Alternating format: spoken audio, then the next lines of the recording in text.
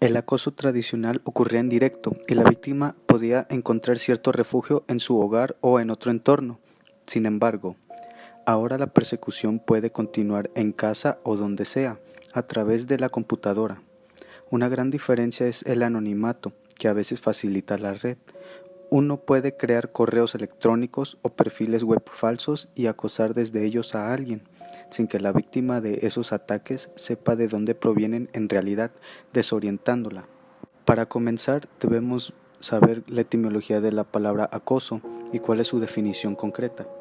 La palabra acoso, persecución sin tregua, viene del sufijo oso, abundancia, sobre el verbo acosar, compuesto de a más coso más ar. La palabra coso viene del latín cursus, igual carrera. Su definición es perseguir sin darle tregua ni reposo a un animal o a una persona. Otro sería apremiar de forma insistente a alguien con molestias o requerimientos. Teniendo una vez explicado el término, vemos que cada vez son más los casos de acoso que salen a la luz, en la mayoría de los cuales las víctimas han sido el blanco de una serie de conductas y comportamientos vejatorios llevados a cabo por otra persona conocida como agresor o acosador. Pero el acoso puede tomar muchas formas y darse en una gran variedad de contextos, por lo que a lo largo de este video hablaremos de los diferentes tipos de acoso, así como de las principales motivaciones de los acosadores y de las consecuencias para la o las víctimas. El acoso escolar o el bullying es el maltrato físico y psicológico que recibe un niño por parte de otros, que es continuo y provoca la exclusión social de la víctima, temor y tristeza. Según un estudio de la ONG International Bullying Sin Fronteras, los casos en México han aumentado, ya que 28 millones de niñas, niños y adolescentes sufren todos los días algún tipo de acoso. Esto quiere decir que más del 50% de la población joven en el país teme ir a la escuela.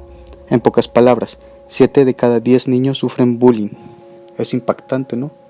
Los estudios del tema señalan que hay diversos tipos de acoso escolar, que incluso pueden aparecer de forma simultánea. ¿Cuáles son los tipos de bullying?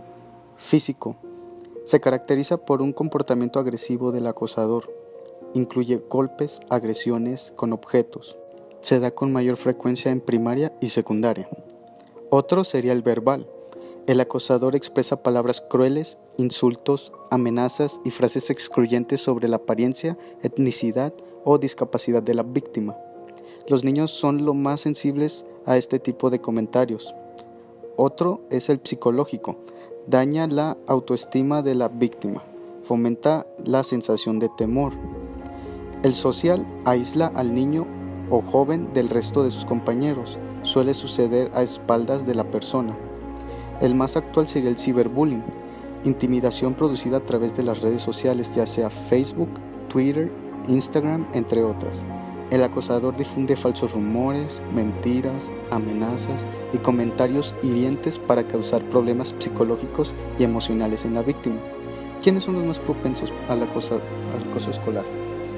Los niños y adolescentes más estudiosos, aquellos que son introvertidos, los adolescentes que se están desarrollando físicamente, chicos entre 12 y 15 años. Lo más preocupante es que los niños y jóvenes no denuncian ante los padres y maestros por miedo o vergüenza. Esto hace que el problema no se acabe y que los afectados tengan consecuencias negativas en su vida que muchas veces ni se imaginan. El acoso laboral. En el día a día no es extraña la aparición de conflictos interpersonales, tanto en la vida privada como en el ámbito del trabajo. De estos, la mayor parte tiene un valor positivo y generalmente son útiles para generar soluciones, compartir puntos de vista y, en definitiva, aprender de la experiencia, tanto de la propia como de la ajena. Sin embargo, no se debe confundir un conflicto natural entre las personas con la violencia, tanto física como psicológica, que pueden ejercer unas sobre otras. En el ámbito del trabajo, esta violencia puede provenir de dos fuentes distintas. Por una parte, la que pueden ejercer personas ajenas a la empresa, como clientes, pacientes, usuario, etc. Y por otra, la de los propios compañeros, jefes, mandos u otras personas del trabajo con las que se tiene relación. Esta última forma es la que se considera violencia interna y la que al final, en ciertas circunstancias, toma forma de hostigamiento o acoso laboral. El acoso laboral o hostigamiento no se debe considerar como algo excepcional, ya que según algunas encuestas, cerca de un 4% de la población trabajadora puede estar inmersa en una situación de este tipo. Desde la prevención de riesgos laborales, el hostigamiento o acoso está considerado un riesgo de índole psicosocial y al igual que en el resto de los riesgos laborales, corresponde a las empresas su prevención, evaluación y tratamiento en virtud de la legalidad y conocimientos vigentes, así como por el compromiso que adoptan con la salud de sus trabajadores. El acoso psicológico es un conjunto de conductas abusivas en forma de actos, palabras, escritos o gestos que vulneran la identidad, la dignidad o la integridad física y psicológica de una persona. Se puede dar en cualquier situación en la que se relacione un grupo de personas, en el trabajo, en la pareja, en escuelas o universidades, en grupos de amigos, etc. Lo ejerce una persona o un grupo de personas sobre otra. A pesar de su alcance, es fácil que pase desapercibido para la mayoría, excepto para las víctimas. Fundamentalmente, las estrategias de acoso moral son descalificar y desacreditar a la víctima sutilmente, sobre todo a través de mensajes no verbales, rechazar la comunicación directa, así el conflicto no puede ser solucionado y se provoca el sentimiento de la culpa de las víctimas, aislar a la persona, hacer novatadas, inducir a caer en errores, acoso sexual, hacer guasa con sus puntos débiles, burlarse de sus ideas, convicciones o gustos, ridiculizarlo en público, hacer alusiones desagradables, poner en tela de juicio sus capacidades de juicio y decisión, entre una infinidad de cosas más. Si bien, para hablar de acoso moral propiamente, estas conductas deben darse repetidamente de manera insistente y no de forma aislada. Para los acosadores, este comportamiento abusador suele ser una forma habitual de comportarse, incluso en determinados ambientes. Puede ser una conducta muy valorada socialmente, por ejemplo, entre determinados puestos directivos. Usan la palabrería y una serie de estrategias para ir hundiendo y aislando a la víctima hasta que ésta acaba por reaccionar de modos que, a la postre, realza el dominio del acosador. Básicamente, el agresor actúa con una forma de violencia indirecta, criticando, faltando al respeto, extendiendo rumores, haciendo jugarretas con sigilo. La mayoría de las veces lo hace sin pretender nada más que la anulación de la otra persona por los sentimientos que le provoca, que serían envidia, deseo de dominación y rivalidad. El acoso sexual. Como los demás tipos de acoso, el acoso sexual engloba cualquier comentario, gesto o acto con atención de carácter sexual cuyo objetivo consiste en hacer daño, ofender o intimidar a otras personas. El acoso sexual se centra en cosas como el aspecto de la persona, las partes de su cuerpo o su orientación sexual. También abarca la difusión de rumores o cotilleos de carácter sexual sobre otras personas.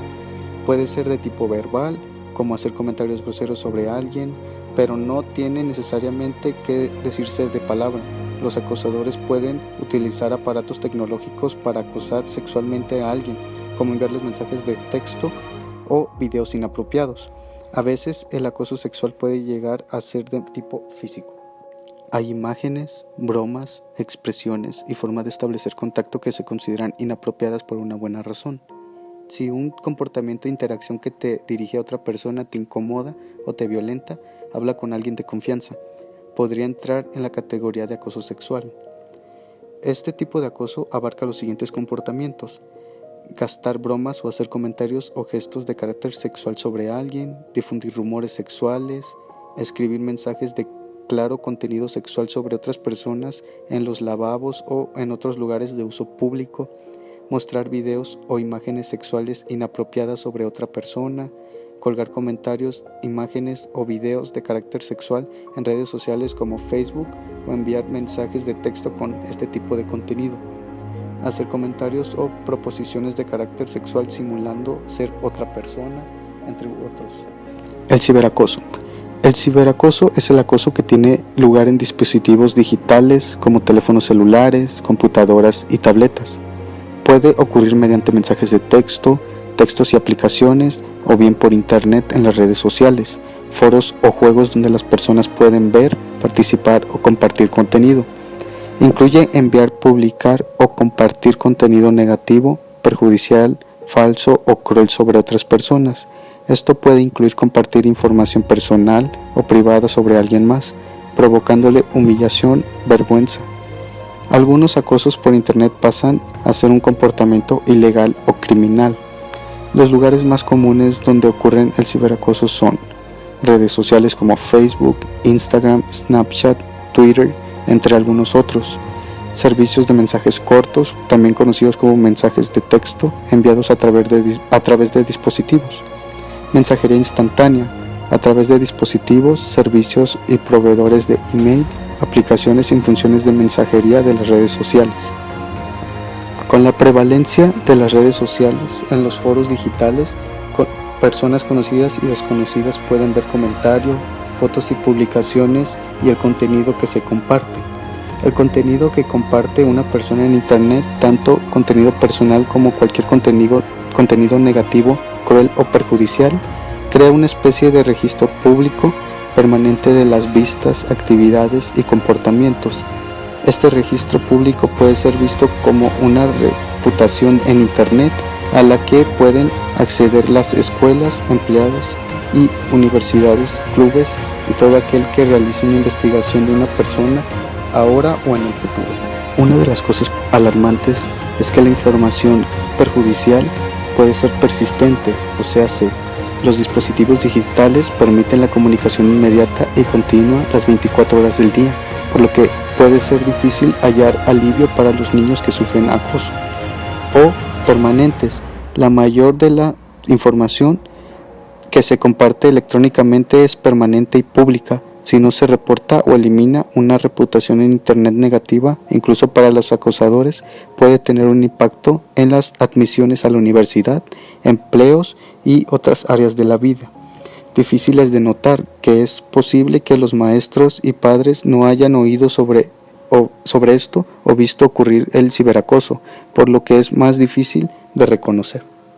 Teniendo ya más claros los diferentes tipos de acoso que existen en la actualidad, creo que debemos de idear nuevas estrategias para enfrentarnos a esta problemática, perder el miedo, no callarnos ante alguna injusticia, ya que si somos testigos de algún tipo de acoso y nos quedamos callados, de alguna manera también somos parte de la violencia por no auxiliar a tal víctima. Hay que alzar la voz y poner cada quien su granito de arena para poder erradicar este problema de raíz y no solo superficialmente.